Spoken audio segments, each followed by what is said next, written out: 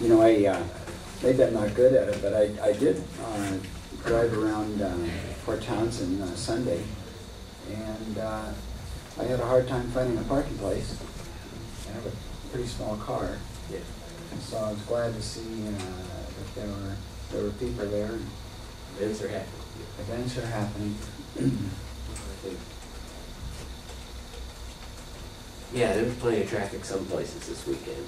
Everybody for going places for Father's Day and whatnot. I was surprised, but that's not to minimize the issues this country has regarding its economy and the need to prepare for it.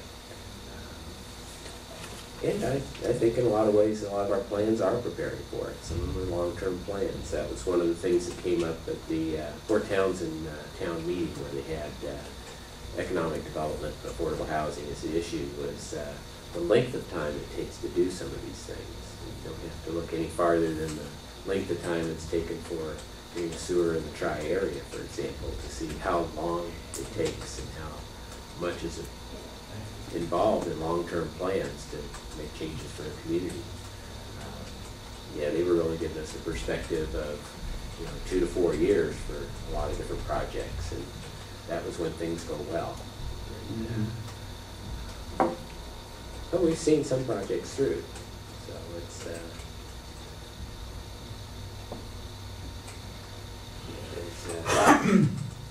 lots to still do. So yeah, why don't we pull out our list from last year for this afternoon and go over for the Wasatch meeting. Yeah, good idea. It's still relevant. I hope we can resuscitate that 0.4% for clean water and shellfish protection areas. Yeah, I think there's that generated a lot of discussion, and it did so not just in that framework, but just in the framework of how you fund counties, and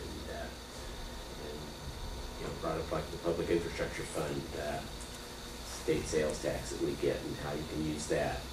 And there's been some real interest in being creative with public works trust fund loans, for example, of making the loans where you start paying once you have a revenue stream from the project instead of having it starts a lot earlier, so that you can have that kind of delay. So once you start, for example, building a sewer, and then you start getting rates coming in, that you can start then, and that'll really help small local governments a lot when it comes to infrastructure.